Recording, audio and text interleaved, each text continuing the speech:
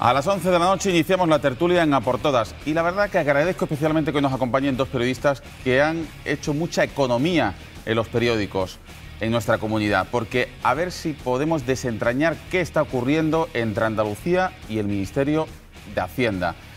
Ayer el secretario de Estado, Antonio Beteta, mandaba un requerimiento a la Junta de Andalucía para que aplicase nuevos ajustes para cumplir con el déficit de este año, que recordemos Andalucía tiene rebajado o suavizado al 1,58%, cuando el resto de comunidades lo tiene en el 1,3%. Un requerimiento que llegó por la noche a la Junta de Andalucía después de que lo anunciase públicamente en el Senado. Y hoy el propio Ministerio de Hacienda, a través del ministro Montoro, ha dicho que todas las comunidades están haciendo su labor. Agradece pues el trabajo de austeridad, de recortes que están emprendiendo todas las comunidades autónomas e incluso dice que Andalucía tiene un déficit hasta septiembre del 1%, en definitiva, en la media nacional. ¿Qué está ocurriendo, por tanto, con ese apercibimiento del señor Beteta a Andalucía? Bueno, pues bien, el Consejo de Gobierno de la Junta de Andalucía hoy ha mostrado su malestar, su lamento, incluso ha llegado a denunciar tanto las formas como en el fondo pues una violación en la práctica de las relaciones de lealtad institucional entre los dos gobiernos. El portavoz del Gobierno andaluz es Miguel Ángel Vázquez. El Gobierno de Andalucía sí es cumplidor y está haciendo un enorme esfuerzo en aras a la estabilidad presupuestaria. Y este año también haremos un cumplimiento razonable de los objetivos del déficit. Así nos comprometimos con el Gobierno y en esa línea estamos trabajando. El ejercicio acaba a 31 Bueno, ¿qué es lo que está pasando? Hemos escuchado a Miguel Ángel Vázquez. ¿Qué es lo que está pasando? José Luis Losa, Ana Pérez Luna, Juan Méndez, María Esperanza Sánchez. José Luis, venga. No, yo, más allá de no entender absolutamente para nada las formas del Gobierno central, porque no entiendo un requerimiento, sí entiendo que el Gobierno central le pegue un toque a las comunidades que cree que no van a cumplir el déficit, que en este momento es una de las prioridades nacionales junto con la creación de empleo, lógicamente, pero no podemos, creo yo, hablar de una persecución política ni nada por el estilo, porque se le ha advertido a Cataluña o se le ha advertido a Valencia, que no creo que sea gobernada por los comunistas, por ejemplo, ¿no? Yo creo que el Gobierno está haciendo lo que tiene que hacer, que es decirle a las comunidades que cree que no van a cumplir el déficit, oiga, que no se despisten, que esto hay que cumplirlo, que nos lo exige Bruselas, sí o sí. Ahora, lo del requerimiento yo no entiendo nada, no entiendo por qué no puede haber un diálogo institucional normal entre el Gobierno central y la Junta de Andalucía para no tener que hacer cosas como esa de un requerimiento a las 12 de la noche, ¿no? Pero claro, si ese requerimiento llega a las 12 de la noche es porque pensamos que al día siguiente va a haber una cifra de déficit que vaya por encima de la media nacional, lo cual no ha ocurrido. ¿No, Juan? No, parece que no. Lo que pasa es que la verdad es que el Ministerio de Hacienda ha cambiado en menos de 12 horas su posición, por lo que ayer tenía colgado en la web, en la que había un informe en el que sí hacía constar que Andalucía iba a tener un déficit cercano a los 1.000 millones de euros en el 2013, informe que esta mañana ha desaparecido de la página web.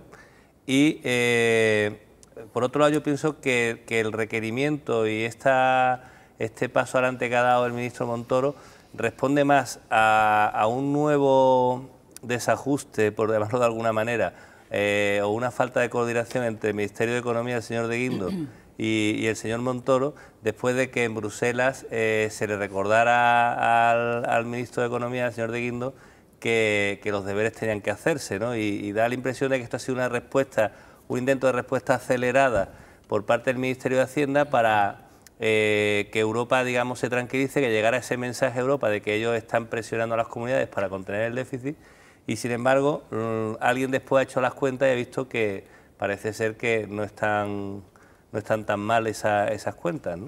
No, a ver, lo que ocurre es que antes de que Beteta decidiera enviar ese requerimiento a la Junta de Andalucía, que llegó prácticamente a la medianoche, el ministro Montoro ayer por la tarde, antes de que Beteta, insisto, hiciera eso, había alabado a las comunidades autónomas porque estaban en el cumplimiento. Y Andalucía concretamente hablaba del 1%. Eso antes de que Beteta tomara esa decisión. Tú has dicho, José Luis, que ese mismo, en fin, que también han recibido un toque Cataluña, Valencia, Murcia, efectivamente. Sí. Lo que yo quiero saber, 5 comunidades que incumplieron el déficit, una de ellas solamente Baleares no está corrigiendo, el resto siguen en la misma. Pero entonces lo que yo quiero saber, oye, ¿qué pasa? Lo que yo quiero saber es si tanto Cataluña como Valencia o Murcia han recibido un requerimiento a la misma hora de la noche. Quiero saberlo. Bueno, en todo caso, después de que Beteta haya hecho eso, Beteta, insisto, porque Montoro antes había dicho que estaba satisfecho. Hoy Montoro ha vuelto a decir que las comunidades autónomas están cumpliendo. Ha dicho más, y lo tengo aquí para decirlo textual, sin el esfuerzo de las comunidades autónomas y del Estado en general, no estaríamos hablando del acceso de España a los mercados financieros ni a los tipos de interés de la subasta del Tesoro esta mañana debajo del 0,7%. Eso ha dicho Montoro hoy, después de que Beteta haya enviado ese informe. ¿Qué es lo que ha pasado aquí? ¿Qué descoordinación no entre Hacienda y Economía? No entre Hacienda y Economía. Hacienda y Economía, porque... y dentro del propio Ministerio de Hacienda. Sí, claro. Hay una descoordinación del secretario de Estado con el ministro. Pero María Esperanza, es que el informe que tenían colgado en la página web del Ministerio de Hacienda anoche decía que esas 4 comunidades no estaban cumpliendo, que solo Baleares estaba cumpliendo, y ponía, en el caso de Andalucía, hacía referencia al descuadro tanto de los ingresos que tenían previstos con la venta de solares, que no se ha producido, como otra serie de ajustes, ¿no? Que, por cierto, la venta de solares que sí ha hecho Cataluña, que no ha servido para nada, por lo visto. Ya, bueno, sí, estos son puras matemáticas. O sea, el tema del déficit es cuadrar una cuenta en un balance, que los ingresos cuadren con los gastos. Si los ingresos son menores que los gastos, se produce un déficit, que es lo que se está tratando de evitar.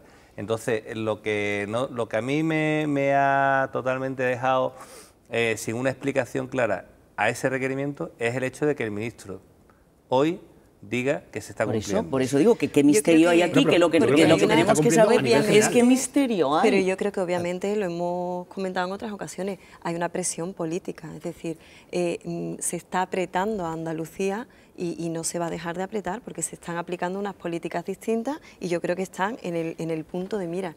Y en ese sentido yo sí creo que la Junta de Andalucía sí lo está haciendo muy bien a niveles de comunicación, porque esa presión que constantemente tiene la está dejando en manifiesto en los medios de comunicación y además el esfuerzo que le supone llevar a cabo una política distinta que priorice una serie de cuestiones que no prioriza el Gobierno central. Entonces yo creo que es una cuestión política lo que hay detrás. Sí, pero yo hablo de la descoordinación entre un secretario de Estado y un ministro.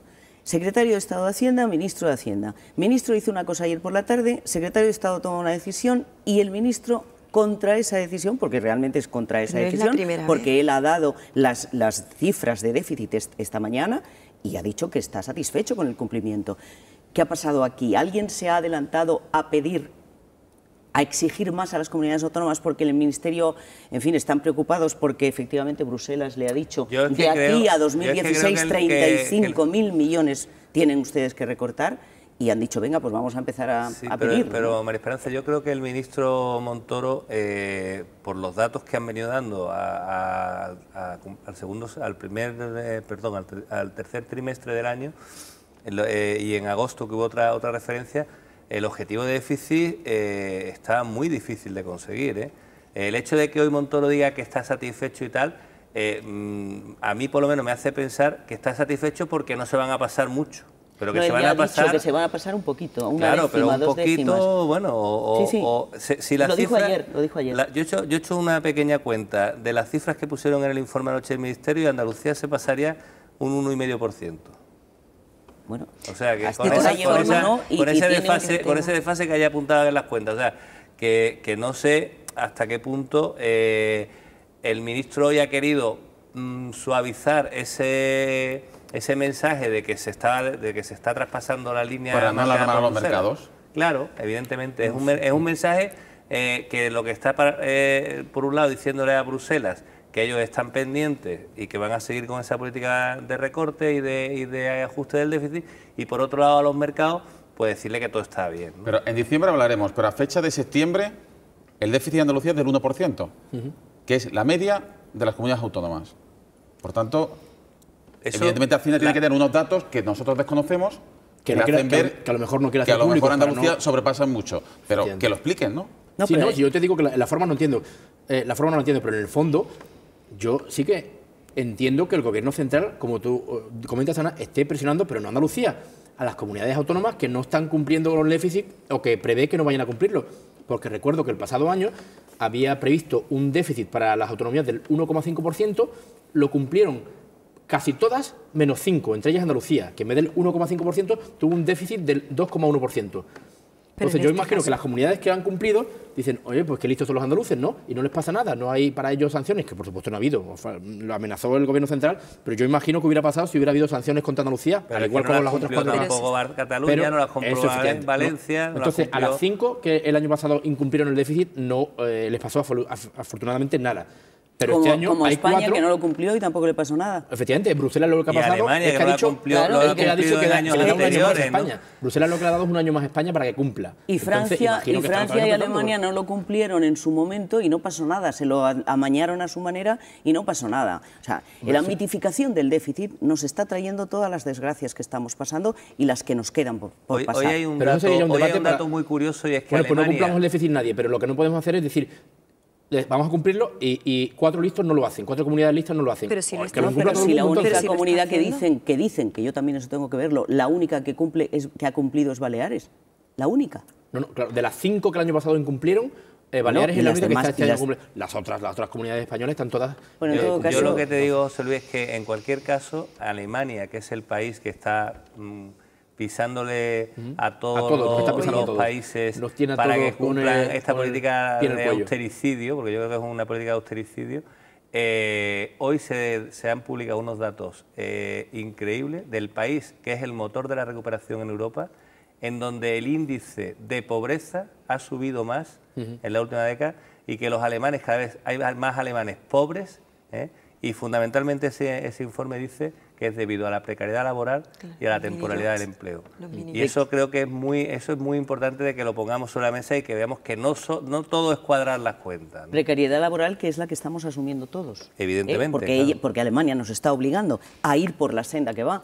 Alemania, es lo que le pidieron al ministro de Guindos el otro día, una nueva reforma laboral. Claro. O sea, que lo que le pidieron los señores de Bruselas, ¿no? Para que todos sean mini jobs. Bueno, vamos a cambiar de asunto y vamos a hablar de los agentes sociales, de los sindicatos y de los empresarios.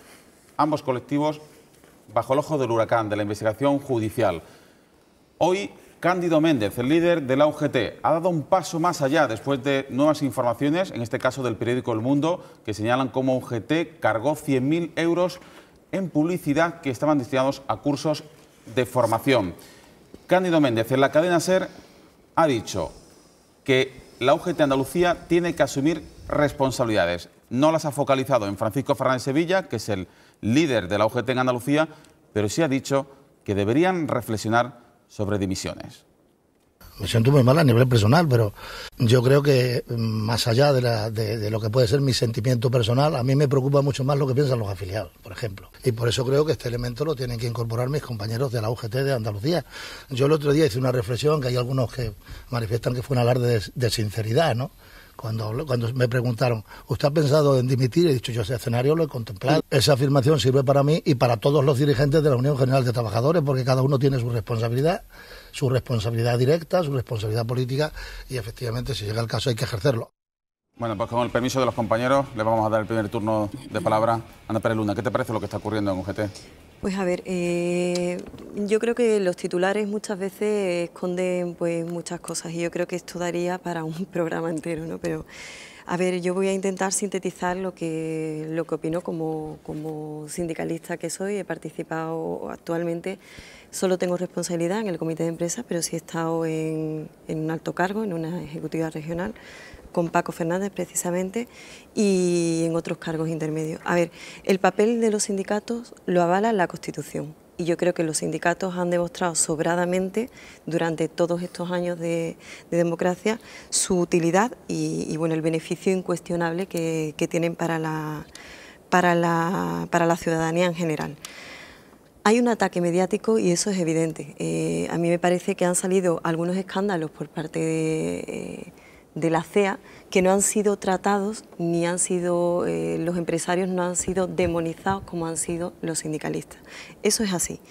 Y por supuesto no quiero cuestionar en ningún momento a los profesionales de los medios de comunicación que son trabajadores como nosotros mismos y que bueno, que también están pasando por una situación de expedientes de regulación, de despido y de mucha precariedad. Pero sí hay una línea editorial marcada por ciertos medios de la derecha que efectivamente es un goteo constante, intencionado para desprestigiar. Eso es evidente, Ana, pero también, es evidente que hay un tufo de que algo se ha hecho mal. Sí, déjame terminar porque quería, a partir de ahí, lo que no se puede es justificar lo injustificable, es decir, seguir diciendo que el ataque mediático es lo que se está cargando todo, que el ataque mediático es en contra de los sindicatos y no hacer una reflexión interna, ni asumir responsabilidad. A mí me parece un error tremendo, ¿no?, por parte de los dirigentes de los sindicatos. Aferrarse a eso, pues yo creo que no beneficia para nada.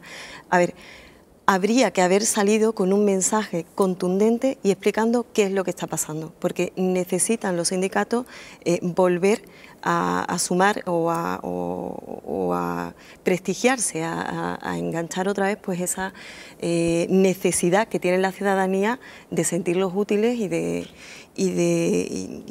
no tener esa imagen que tienen.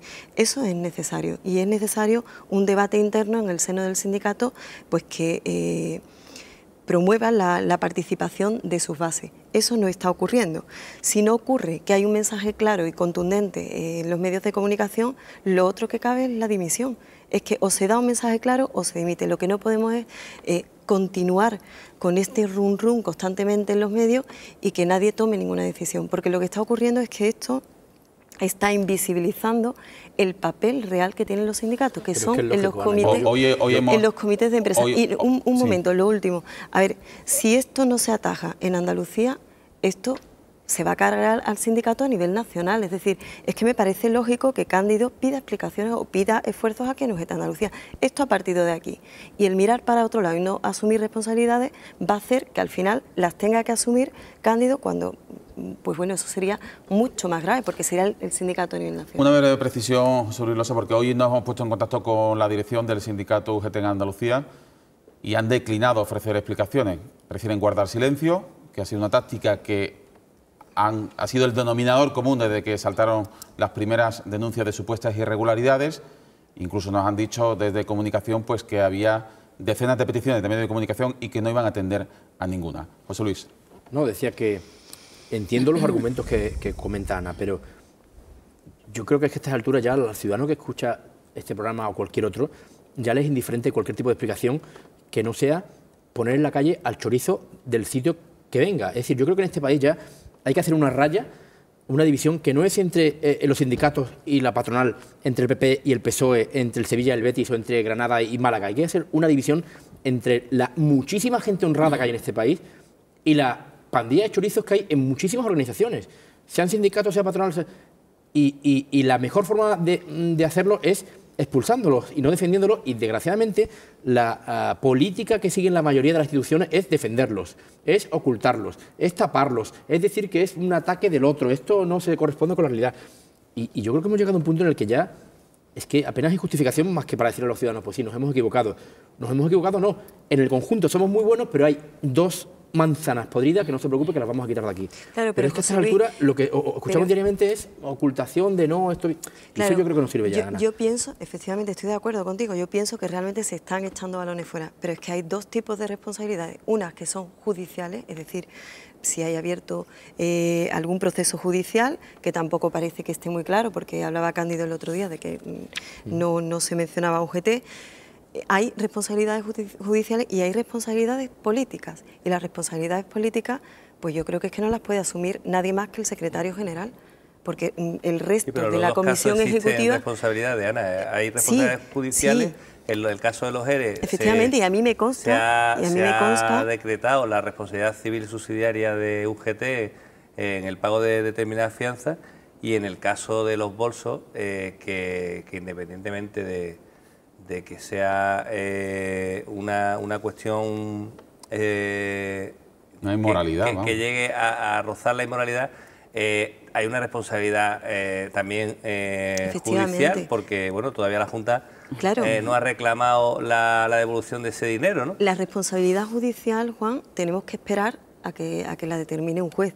Pero la responsabilidad política, y yo creo que lo he dicho... Ese es el problema, la política.